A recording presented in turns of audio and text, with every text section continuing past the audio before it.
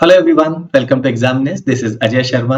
आज हम बात करने वाले हैं एक इम्पॉर्टेंट कंसेप्ट की जो जुड़ा हुआ है इनइक्वालिटी के साथ। सबसे पहले हम एक काम करते हैं, हम एक अलजेब्रिक एक्सप्रेशन यहाँ पर लिख देते हैं। लेटेस्ट इसको हम रिप्रेजेंट कर रहे हैं एफ एक्स से a x square plus b x plus c. A कहलाता है एक्स स्क्वायर का कोएफिशिएंट, बी कहलाता है एक्स का कोएफिशिएंट और सी हमारी क्या हो गई है, कांस्टेंट टर्म। एक इंपॉर्टेंट चीज याद रखने की, कोएफिशिएंट हमेशा साइन के साथ में आएंगे। फॉर एग्जांपल अगर हम लिखें x square minus 7x plus 3 तो x का कोएफिशिएंट कहलाएगा -7। नाउ इनइक्वालिटी के क्वेश्चंस को सॉल्व करने से पहले हमें इस ग्राफ को प्लॉट करना आना चाहिए। नाउ सब कुछ यहाँ पर दो चीजों पे डिपेंड करेगा। नंबर 1, एक्स स्क्वायर का कोएफिशिएंट क्या है, तो अगर a मोर देन 0 है या a लेस देन 0 है, और दूसरा जिसे हम कहते हैं discriminant, that is B square minus 4ac, या तो ये मोर देन 0 होगा या ये इक्वल टू 0 होगा या ये लेस देन 0 होगा। ऐसे ही यहां पर भी हम कहेंगे अगर a लेस देन 0 है तो बी स्क्वायर माइनस 4ac या तो मोर देन 0 होगा या इक्वल टू 0 होगा या लेस देन 0 होगा। ना अगर हम इस अलजेब्रिक एक्सप्रेशन को प्लॉट करने की कोशिश करें तो हमें ना सिर्फ a पर नजर डालनी होगी, बी स्क्वायर माइनस 4ac पर भी। पहले हम फोकस करते हैं जब a मोर देन 0। अगर a मोर देन 0 है और B square minus 4ac less than 0 है तो हमारा जो कर्व होगा उसकी शेप कुछ ऐसे होगी। जरूरी नहीं है कि वो यहाँ पर फर्स्ट क्वाड्रेंट में ही हो, लेकिन एक बात कंफर्म है, वो हर हालत में एक्स एक्सिस से ऊपर होगा। इसे हम एक्स एक्सिस कहेंगे और ये हमारा क्या हो गया है, एफ एक्स। राइट साइड में अगर हम मूव करते हैं एफ एक्स वाली लाइन से तो एक्स पॉजिटिव, लेफ्ट में एक्स नेगेटिव और इस लाइन पर एक्स की वैल्यू 0। ऐसे ही एक्स एक्सिस वाली जो हॉरिजॉन्टल लाइन है उसके ऊपर जाएंगे तो एफ एक्स पॉजिटिव, नीचे आएंगे तो एफ एक्स नेगेटिव और इस लाइन पर एफ एक्स की वैल्यू 0। तो ये कर्व ऐसे भी हो सकता है या ऐसे भी हो सकता है या ये कर्व यहाँ पर भी हो सकता है। इसकी लोकेशन यहाँ पर मैटर नहीं करेगी। इंपॉर्टेंट चीज जो होगा वो क्या होगा, ये जो कर्व है ये हर हालत में एक्स एक्सिस के ऊपर होगा। ये किसी भी हालत में ना तो एक्स एक्सिस को टच करेगा और ना ही उसके नीचे जाएगा। तो यहाँ पर अगर हम ध्यान से देखें ये वैल्यू जो है, अगर हम x की मान लीजिए ये वैल्यू लिखते हैं तो हम कहेंगे इस पॉइंट पर हमारा fx मिनिमम है, पर अभी भी fx की वैल्यू x एक्सिस तो ऊपर है, इसका मतलब है पॉजिटिव है। हम यहाँ पे कोई पॉइंट ले लें x की वैल्यू तो भी हम कहेंगे fx पॉजिटिव है। हम यहाँ पर भी कोई पॉइंट ले लें तो हम कहेंगे fx पॉजिटिव है। इसका मतलब है अगर a मोर देन 0 हुआ और B square minus 4ac less than 0 हुआ तो fx हर हालत में मोर देन 0 होगा for all real values of x। यहां पर एग्जामिनर हमें मिनिमम वैल्यू कई बार पूछ लेते हैं। फॉर एग्जांपल अगर हमें कहा जाए X square minus 6x plus 10, ये हमारा एक क्वाड्रेटिक एक्सप्रेशन है, हमें इसकी मिनिमम वैल्यू पता कर। नाउ एक्स स्क्वायर का कोएफिशिएंट है 1, that means a more than 0। What about b square minus 4ac, minus 6 का square 36 minus 4 times 1 times 10, 36 minus 40 करने पर मतलब -4। सो दैट मींस हम इस वाले केस की बात कर रहे हैं। तो ये कर्व की शेप ऐसी हो। तो जनरली एग्जामिनर इसमें हमसे minimum value of F x पूछेगा और वो ये भी पूछ सकता है कि ये minimum value of F x की किस वैल्यू पर आ रही है। तो एक सिंपल सा काम करना है, यहाँ पर इसे परफेक्ट स्क्वायर बना। एक्स स्क्वायर माइनस 6x देख के मैं कह सकता हूँ ये हो गया x माइनस 3 का होल स्क्वायर। इसे ओपन करूंगा तो x square minus 6x plus 9, पर मेरे पास तो प्लस 10 है तो एक काम करें प्लस 1 लिख देते हैं। अब एक बहुत बेसिक रूल हमें मालूम है कि अगर हम किसी भी रियल नंबर का स्क्वायर करेंगे तो आंसर हर हालत में ग्रेटर देन और इक्वल टू क्या होगा, 0। तो यहाँ पर ये जो एक्सप्रेशन है ये हर हालत में ग्रेटर देन और इक्वल टू 0 होगा। इसमें 1 ऐड कर दें तो ओवरऑल एफ एक्स की वैल्यू ग्रेटर देन और इक्वल टू 1 होगी। क्योंकि मिनिमम पूछा गया है तो हम कहेंगे एफ एक्स की मिनिमम वैल्यू क्या होगी, 1। और ये कब होगा, जब ये वाला पार्ट 0 हो जाएगा। दैट मीन्स अगर हम x की वैल्यू 3 पुट कर दें तो ये हमारा एक्सप्रेशन एफ एक्स की मिनिमम वैल्यू देगा। तो x इक्वल टू 3 पुट करने पर हमारे पास ये जो एफ एक्स की वैल्यू आएगी ये क्या होगी, 1। अब आप x इक्वल टू 3 की जगह कुछ भी रियल वैल्यू पुट कर दीजिए, 3 से ज्यादा या 3 से कम, एफ एक्स हर हालत में मोर देन 1 होगा। तो एक इंपॉर्टेंट कंसेप्ट कि अगर a मोर देन 0 होता है, B square minus 4ac less than 0 होता है तो एफ एक्स हर हालत में मोर देन 0 होगा for any real value of x। और इसकी शेप कुछ ऐसे हो। क्या हो अगर a तो मोर देन 0 हो पर B square minus 4ac equal to 0 हो जाए, तो ये जो हमारा कर्व है अब इसकी पोजीशन कैसे होगी, ये कर्व एक्स एक्सिस को एक पॉइंट पर टच करे। अगर इस पॉइंट पे हम देखें तो यहाँ पर एफ एक्स की वैल्यू हमारी क्या हो जाएगी, 0। इसके अलावा हम कोई भी वैल्यू ले लें एक्स की, कोई भी रियल वैल्यू, हर हालत में हमारा एफ एक्स, आप देख सकते हैं एक्स एक्सिस के ऊपर है, यानी कि एफ एक्स हर हालत में पॉजिटिव होगा। तो हम कहेंगे एफ एक्स की वैल्यू हर हालत में ग्रेटर देन और इक्वल टू क्या होगा, 0। और ये 0 कहाँ होगा, जहां पर ये कर्व एक्स एक्सिस को टच कर रहा है। मे बी हम यहां पर कह सकते हैं x square minus 6x plus 9। Suppose अगर हमें एफ एक्स की वैल्यू ये दी जाए तो हम यहाँ पर कहेंगे एक्स स्क्वायर का कोएफिशिएंट 1 है जो कि एक पॉजिटिव नंबर है, और बी स्क्वायर माइनस 4ac क्या हुआ है, माइनस 6 का square 36, minus 4 times 1 times 9 that is 36 minus 36 0। तो दोनों कंडीशन सेटिस्फाई होने पर ये एक्सप्रेशन हर हालत में मोर देन और इक्वल टू 0 वैल्यू देगा। दैट मीन्स इसको हम लिख सकते हैं x माइनस 3 का होल स्क्वायर। और क्योंकि रियल नंबर का स्क्वायर है, ये वैल्यू हर हालत में ग्रेटर देन और इक्वल टू क्या होगी, 0। 0 कहाँ होगा, अगर हम x की वैल्यू क्या पुट कर दें, 3। तो सेकंड केस, अगर a मोर देन 0 है और B square minus 4ac equal to 0 है तो एफ एक्स हर हालत में ग्रेटर देन और इक्वल टू क्या होगा, 0।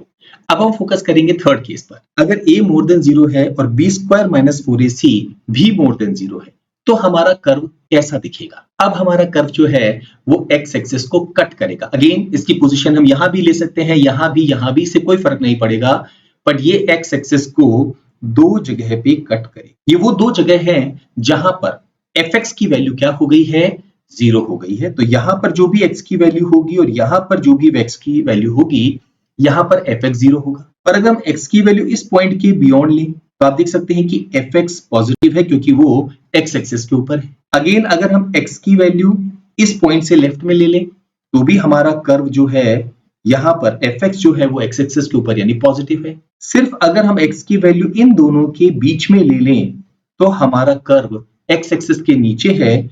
इसका मतलब है एफ एक्स क्या है, नेगेटिव है। तो ये कर्व ऐसे ही मूव करता है, plus minus plus, number line पर हम इसको प्लॉट करते हैं। बस हमें ध्यान क्या रखना है, हमारा जो एक्स स्क्वायर का कोएफिशिएंट है वो क्या है। अगर एक्स स्क्वायर का कोएफिशिएंट पॉजिटिव है तो एक्सट्रीम राइट में प्लस होगा, फिर माइनस, फिर प्लस। इनफैक्ट इसको हम हायर डिग्री का जो एक्सप्रेशन होता है उनके लिए भी सेम अप्रोच का हम इस्तेमाल कर सकते हैं। तो अगर a more than 0, B square minus 4ac less than 0 है तो कर्व हमेशा एक्स एक्सिस के ऊपर होगा। इक्वल टू 0 है तो कर्व एक्स एक्सिस को एक पॉइंट पे टच करेगा, और अगर ये मोर देन 0 है तो ये कर्व एक्स एक्सिस को दो जगह पर कट करेगा। इन दो पॉइंट्स को हम रूट्स या जीरोस कहते हैं क्वाड्रेटिक इक्वेशन की।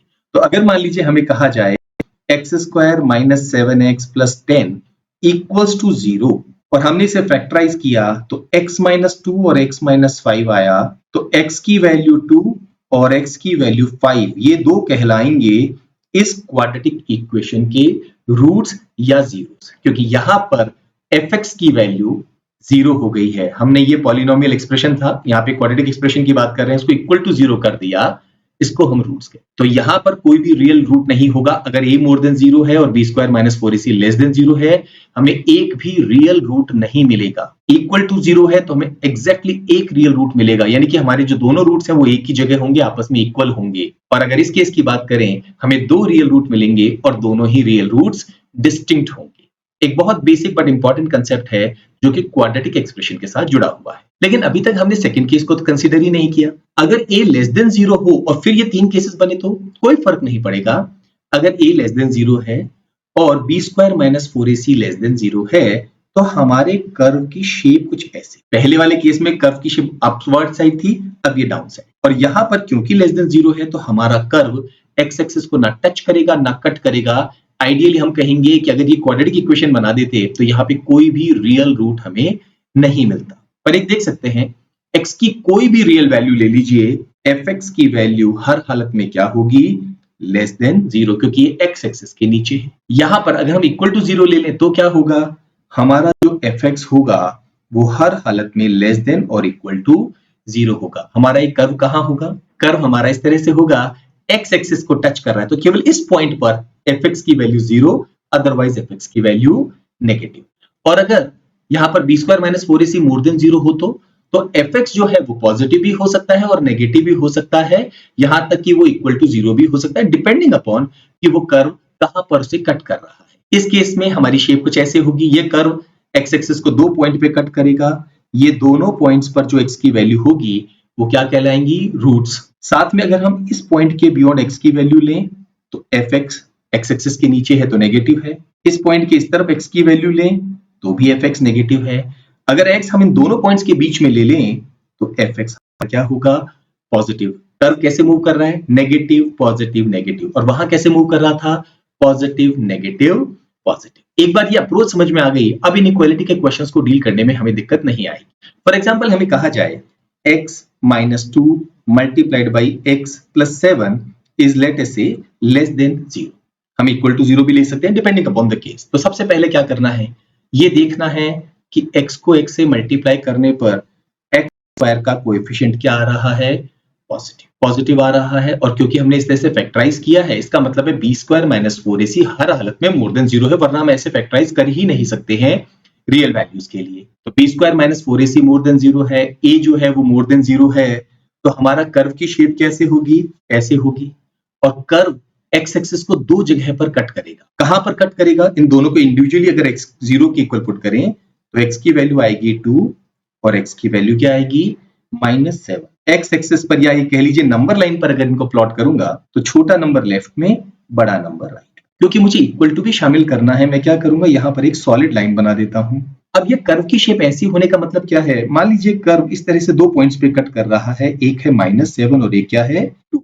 तो इस पॉइंट के बियॉन्ड एफ एक्स पॉजिटिव होगा, आप देख सकते हैं। इस पॉइंट के इधर भी पॉजिटिव होगा और इन दोनों के बीच में क्या होगा, नेगेटिव। तो हम क्या करते हैं, पॉजिटिव नेगेटिव पॉजिटिव लिखते हैं। लेकिन पॉजिटिव से शुरुआत क्यों की है, क्योंकि एक्स स्क्वायर का कोएफिशिएंट पॉजिटिव है। अगर ये नेगेटिव होता तो हम यहां लिखते हैं नेगेटिव, फिर पॉजिटिव, फिर नेगेटिव एंड सो। अब आंसर कैसे निकालें, हम क्या ढूंढ रहे हैं, लेस देन और इक्वल टू 0। हम या तो 0 ढूंढ रहे हैं या नेगेटिव ढूंढ रहे हैं। 0 तो इन दोनों पॉइंट्स पर मिलेगा और नेगेटिव जोन ये रहा, तो ये हमारे काम का जोन होगा। हम कहेंगे x should be greater than और equal to -7, it should be less than और इक्वल टू 2। ये हमारी इस इनइक्वालिटी का सॉल्यूशन हो। हाँ, अगर हम यहां पर ये इक्वल टू नहीं करके सिर्फ लेस देन साइन यूज करते तो हम यहां से भी ये लेस देन साइन रखते, इक्वालिटी का साइन जो है वो हटा देते। कैट में पूछे गए क्वेश्चन से इस कंसेप्ट को और समझ लेते हैं। यहां पर हमें एक्सप्रेशन गिवन है और हमें पूछा गया है इंटीजर्स n है ना। इंटीजर नेगेटिव भी हो सकते हैं, पॉजिटिव भी, और 0 के इक्वल भी हो सकता है।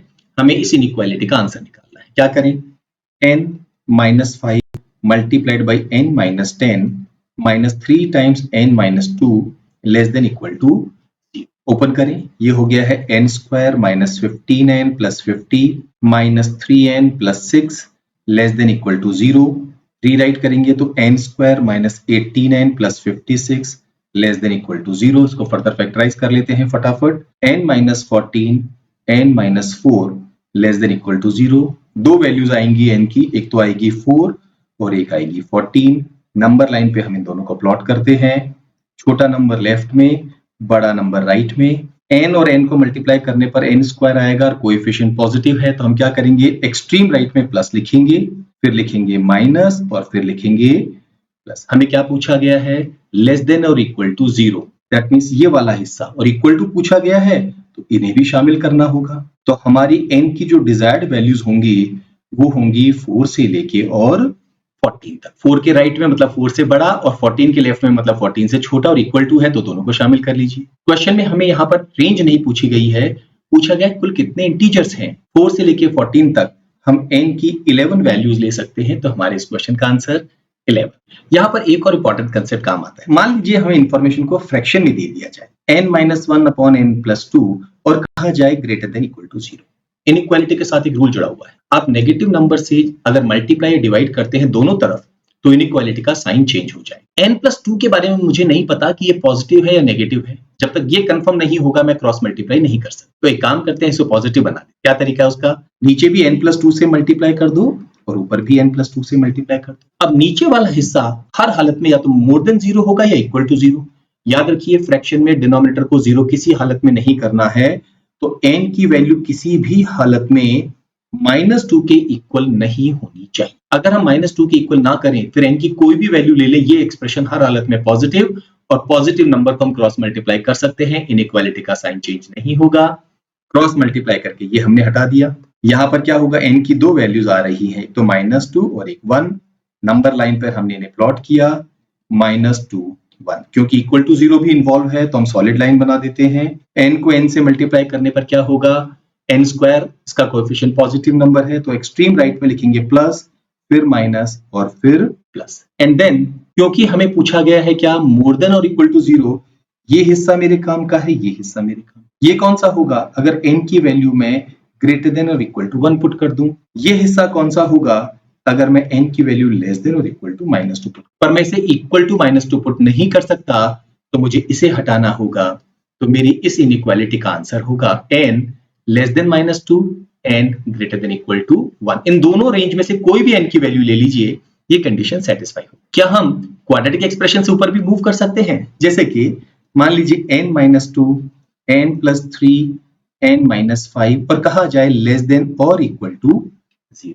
अगेन अप्रोच क्या है, अगर हमने इस फॉर्म में इसको लिख दिया है, इसका मतलब है हमारे रूट्स क्या होंगे, रियल होंगे।